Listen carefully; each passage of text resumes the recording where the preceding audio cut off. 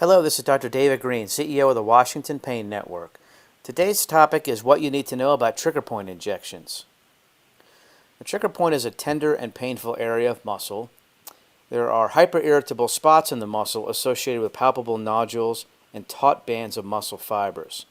Trigger point can manifest as a tension headache, tinnitus, TMJ pain, decreased range of motion in one's legs, or low back pain. When you palpate the trigger point, it can elicit pain right over the affected area, and it can cause radiation of pain as well. A trigger injection is an outpatient injection given right into the trigger point. It may be dry needling where it has no medication, or it may have some numbing medicine and also possibly some steroid. It doesn't need image guidance because it's such a superficial injection. The needle doesn't go very deep.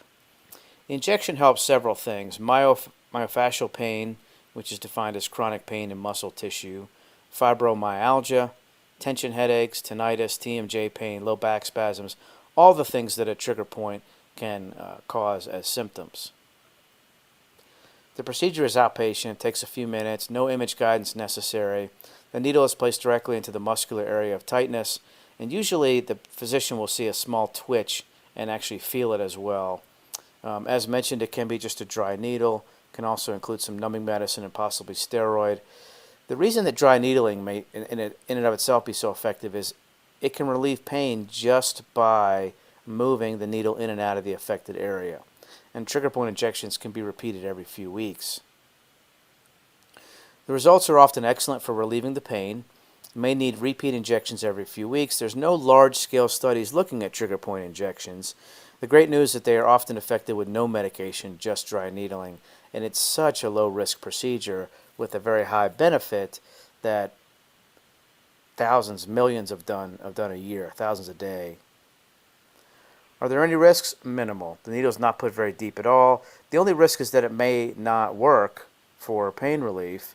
There's a slight risk of infection or allergic reaction. If it's used too often with steroid, a steroid can absorb some fat and leave a little bit of a skin dent. The top non-operative pain management in Washington is through the Washington Pain Network. There are several clinics throughout the state accepting over 50 insurances and providing over 25 treatment options. Average success rates exceed 90% with the board-certified award-winning pain doctors.